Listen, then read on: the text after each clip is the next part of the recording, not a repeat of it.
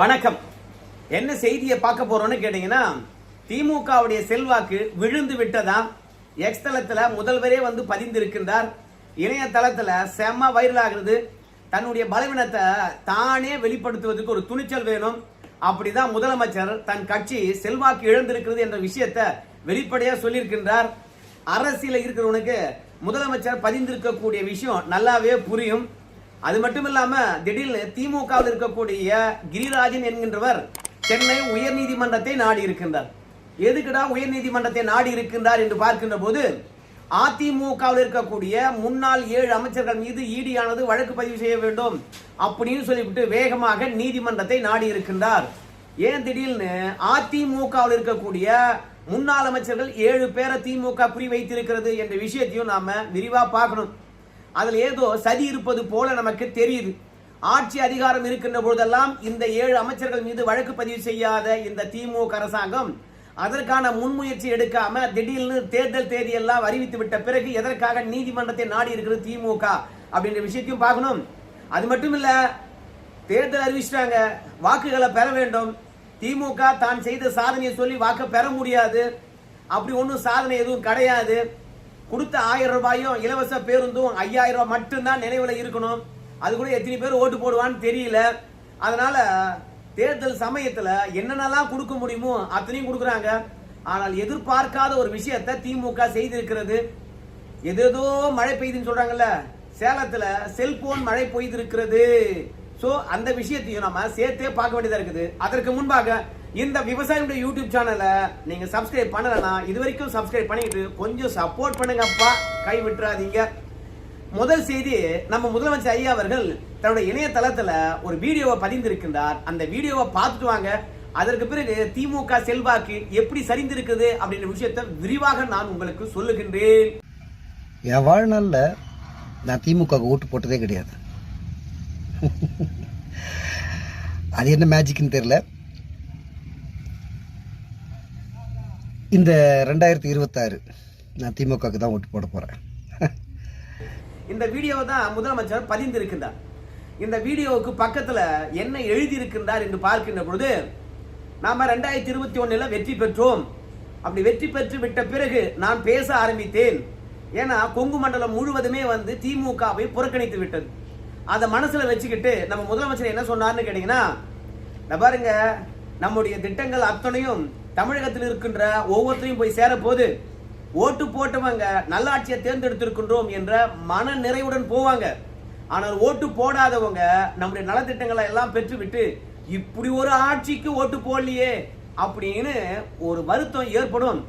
பாருங்களேன், ஓட்டு போடாதவங்க கூட 2026 நமக்கு ஓட்டு போடுவாங்க அப்படின்னு நான் அன்னைக்கு சொன்னேன். ஆனா இந்த வீடியோ இருக்கிறவர் சொல்றாரு பாத்தீங்களா, என் வாழ்நாள்ல நான் திமுகவுக்கே ஓட்டு போட்டது இல்ல, ஆனா அடுத்து வருகின்ற தேர்தலில் நான் திமுகவுக்கு ஓட்டு போடுவேன் அப்படின்னு சொல்லியிருக்காரு இல்லையா? அதனால நான் 2021 பதவி ஏற்கின்ற போது என்ன வாக்குறுதி கொடுத்தேனோ அந்த வாக்குறுதியை இப்போது நான் நிறைவேற்றியிருக்கின்றேன் அப்படின்னு பதிவிட்டு திமுக செல்வாக்கு இழந்து விட்டு என்பதை ஒரு குறிப்பால் உணர்த்துகின்றார். எப்படின்னு பார்க்கும்போது, நாம் ஒற்றுமையாக ஓர் அணியில் இருக்கும் வரை இந்த சாதனை பயணம் தொடரும், தொடர்ந்து தமிழ்நாடு வளர்ச்சி பாதையில் நடைபோடும் அப்படின்னு சொல்றார். மீண்டும் கூட படிக்கிறேன் பாருங்க. நாம் ஒற்றுமையாக ஓர் அணியில் இருக்கும் வரை இந்த சாதனை பயணம் தொடரும் அப்படின்னு சொல்றார். எதுக்கு போட்டிருக்காரு தெரியுமா? இந்திய கம்யூனிஸ்ட் கட்சியானது 5 தொகுதி கொடுத்தாங்க, வாங்கின்னு போயிட்டாங்க. மார்க்சிஸ்ட் கம்யூனிஸ்ட் கட்சி 5 தொகுதி கொடுக்குறாங்க, வேணாங்கிறாங்க. நம்முடைய தொல் திருமாவளவர்கள் நேத்து கூட்டணி பேச்சுவார்த்தைக்கு அழைச்சாங்க, இருங்க யோசனை பண்ணிட்டு வரோம் அப்படிங்கிறாங்க. மொத்தத்துல இந்த 5 ஆண்டுல திமுக சொல்லிக் கொள்ளும்படியான சாதனைகள் எதுவும் கிடையாது. மக்கள் வரவேற்கின்றார்களா என்றால் உங்க எல்லாருக்குமே தெரியும், 5 ஆண்டு ஆட்சி ஆண்டாவே திமுக வேணா என்ற மனநிலைக்கு தான் மக்கள் இருப்பாங்க. பணமே கொடுத்தா கூட சாமி கையெடுத்து கும்பிடுறாண்டாப்பா, உங்க கட்சிக்காரனுடைய அடாவடி எங்களால் தாங்க முடியாமா, பாய் பாய் ஸ்டாலின் அப்படின்னு தான் சொல்லுவாங்க. அதுலயும் விஜய் வர வந்துட்டாரா, இளவட்டம் அத்தனையும் வந்து சமூக வலைதளத்துல திமுகவை கழுவி கழுவி ஊத்துறாங்க. அதனால நம்ம முதலமைச்சரை பொறுத்த வரைக்கும் முன்பு எப்போதும் இல்லாத அளவுக்கு திமுக எதிர்ப்பு மனநிலையை மக்களிடையே சம்பாதித்து இருக்கிறது. அதனால தான் கூட்டணி கட்சிகளை பொறுத்த வரைக்கும் நாமெல்லாம் ஒற்றுமையாக ஓரணியில் இருந்தோம் என்றால் நம்மளை யாரும் அசைக்க முடியாதுடா அப்படின்னு சொல்லி இருக்கின்றாரு. கூட்டணி கட்சி தலைவர்களை பொறுத்த வரைக்கும் கொடுக்கின்ற தொகுதியை வாங்கிக்கணும் போயிடுறாங்க. பாஜக என்ற பூதத்தை காட்டி இந்த கூட்டணி கட்சிகள் ஒட்டுமொத்தமாக திமுகவுக்கு அடிமை சாசனம் எழுதி கொடுக்கின்றார்கள். அவங்களுக்கே தெரியாம அவங்க கட்சிய திமுகவில் கரைத்து கொண்டு இருக்கின்றார்கள். கண்ணியமும் இல்ல, இரண்டாவது தன்மானமும் இல்ல, இரண்டாவது தனித்துவமும் இல்ல இந்த கட்சிகளுக்கு. அதனால திமுக என்ன சொல்லுதோ அதற்கு இழுத்து இழுத்து ஜால்ரா போட்டுட்டு இருக்காங்கன்னு வச்சுக்கோங்களேன். பாஜக ஒருத்தரை வீழ்த்தத்துக்காக 24 கட்சிகள் ஒன்று சேர வேண்டுமா? அப்ப பாஜக பலமா இருக்குதா இல்ல திமுக பலமா இருக்குதா? அதுலயும் திமுக பலமா இருக்குடா, நீங்க இருந்தா என்ன இல்லாட்டா என்ன அப்படின்னு எல்லாம் சொல்லணும். நாமெல்லாம் ஒற்றுமையாக ஓர் அணியில் இருந்தால் நாம மீண்டும் வெற்றி பெற்று தமிழகம் வளர்ச்சி பாதையில் நடைபோடும் அப்படிங்கிறாங்க. அப்படின்னு என்ன அர்த்தம்? கூட்டணி இல்லைன்னா நாம நக்கிக்கின்னு போவேண்டா. அதனால தயவு செய்து பாரு, திமுக மட்டும் தோக்காது, நீங்க எல்லாம் பிரிந்து சென்றீங்கன்னா நீங்களும் தோத்துருவீங்கடா. என்னடா திமுகவுக்கு கடந்த காலத்துல இருந்த செல்வாக்கெல்லாம் குறைஞ்சிக்கினே வந்துச்சுடா. அதுலயும் இப்ப மக்கள் எதிர்ப்பு மனநிலை அதிகமா இருக்குடா. அதனால தேவைடா, அடம் பிடிக்காதீங்கடா, அமைதியா வந்து தொகுதி வாங்கின்னு போயிட்டு கீழ்மட்டம் வரைக்கும் திமுக ஜெல் ஆயிடுங்கடா. எந்த விதமான வேறுபாடும் இருக்கக்கூடாது. ஏடா காங்கிரஸ் கட்சிக்காரன் கேட்ட தொகுதியை கொடுத்தண்டா. ஆனா அந்த ராகுல் காந்தியை பொறுத்த வரைக்கும் தேர்தல் அறிவிச்சிட்டாங்கடா. தமிழ்நாட்டுக்கு என்னைக்கு வந்து பிரச்சாரம் பண்ண போறேன் அப்படின்ற தேதி கூட அறிவிக்கலடா. ஆனா பிரதமராக்குறாங்க. அந்த ஆளே வந்து பார்த்தா 3 முறை வந்துட்டான். அமித்ஷா 6 முறை வந்துட்டான். டெல்லியில இருக்கவங்களாம் வந்து வாக்கு கேட்டு போனாங்க. ஆனா அந்த ராகுல் காந்திக்கு என்னடா ஆச்சு?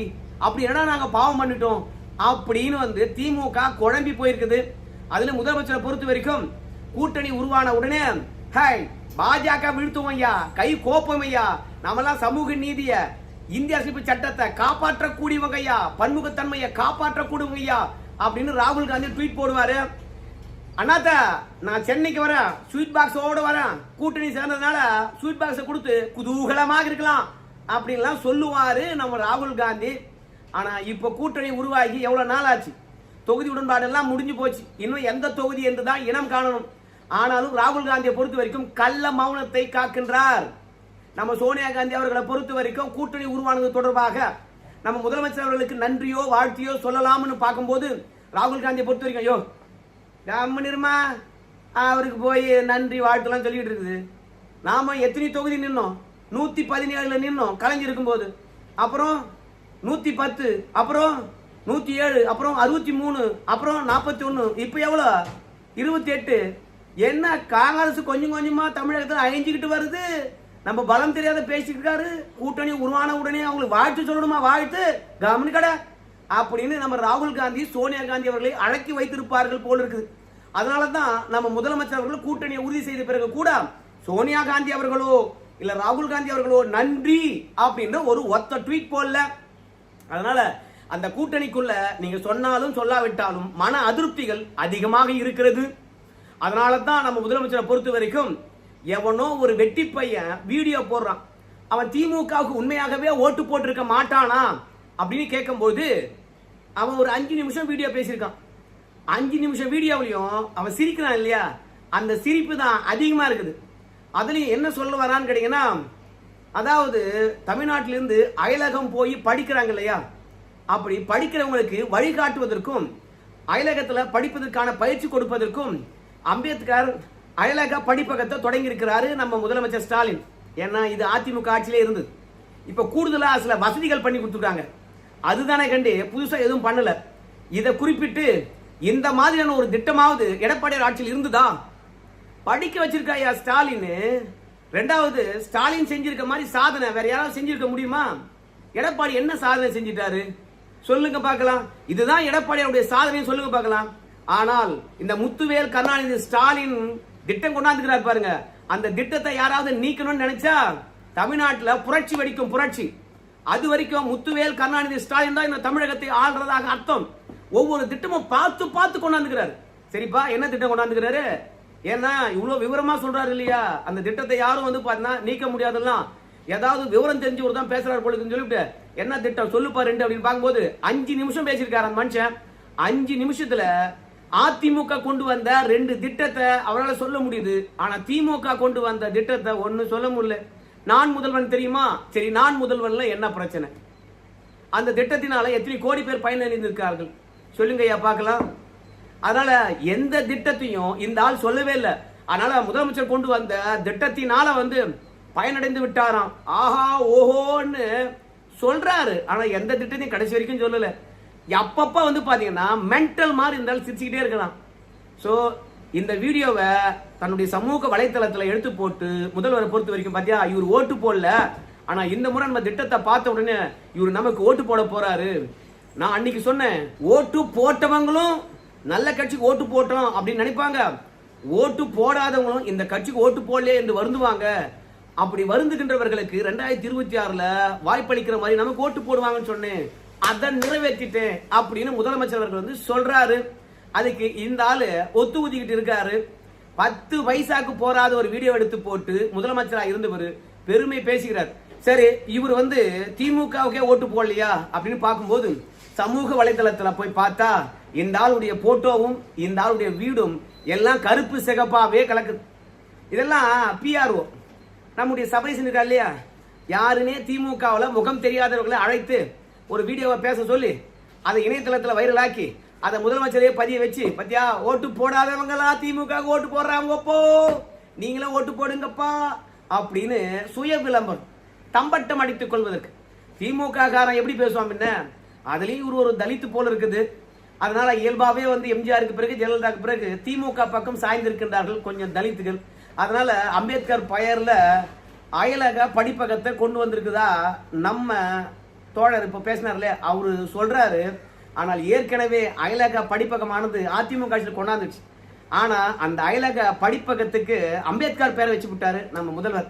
இப்படி யாரோ கொண்டு வந்த திட்டத்துக்கு ஸ்டிக்கர் ஒட்டுறதும் இல்லாம ஒரு பெயர் வச்சதுனால இந்த திட்டம் ஆஹா ஓஹோன்னு இவர் புகழறாரு. அதனாலேயே வந்து இவர் ஓட்டு போட போறாராம்.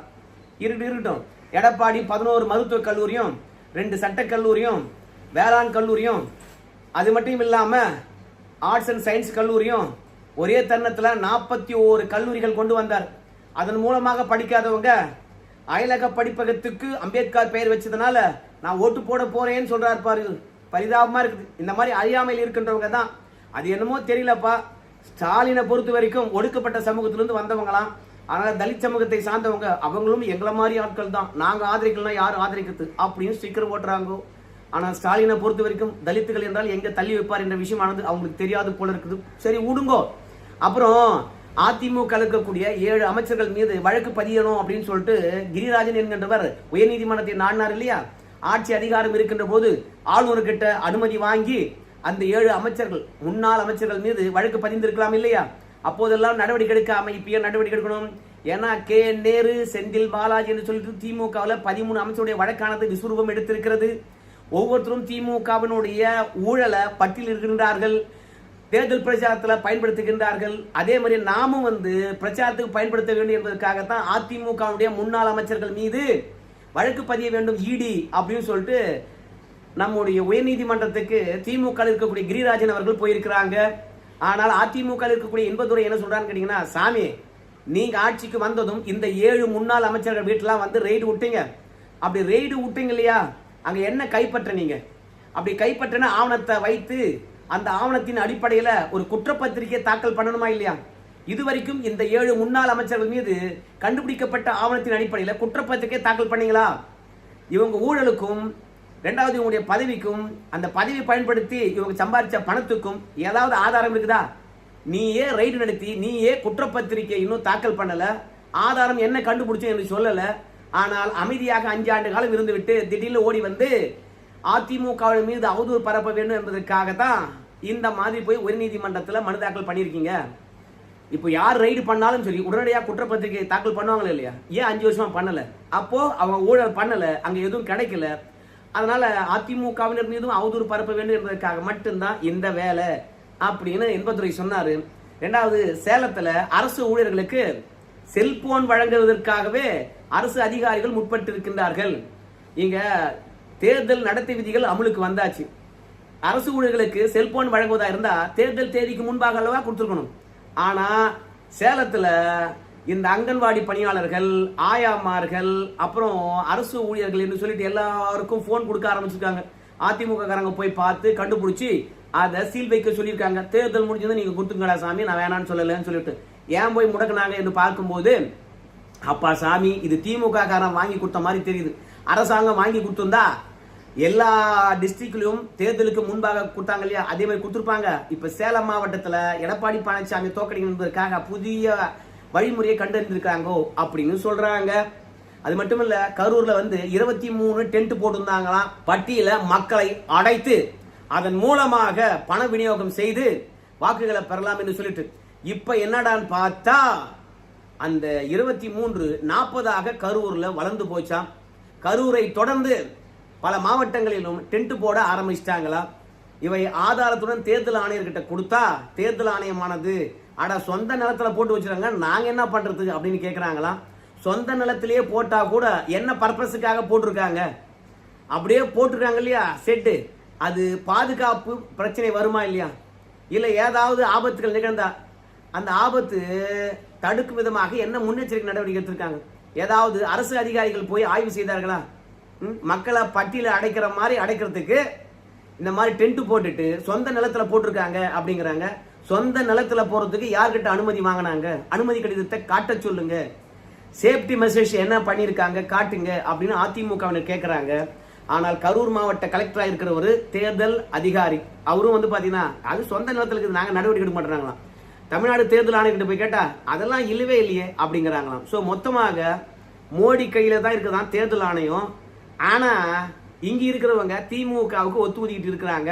சரி நண்பர்களே, திருடன் திருந்தாத வரைக்கும் திருட்ட ஒழிக்க முடியாது. பாஜகவும் திமுகவும் ஏதோ ரகசிய கூட்டணி போட்டிருக்கிற மாதிரி நமக்கு தெரியுது. பார்க்கலாம் என்ன நடக்க போகுது. நன்றி.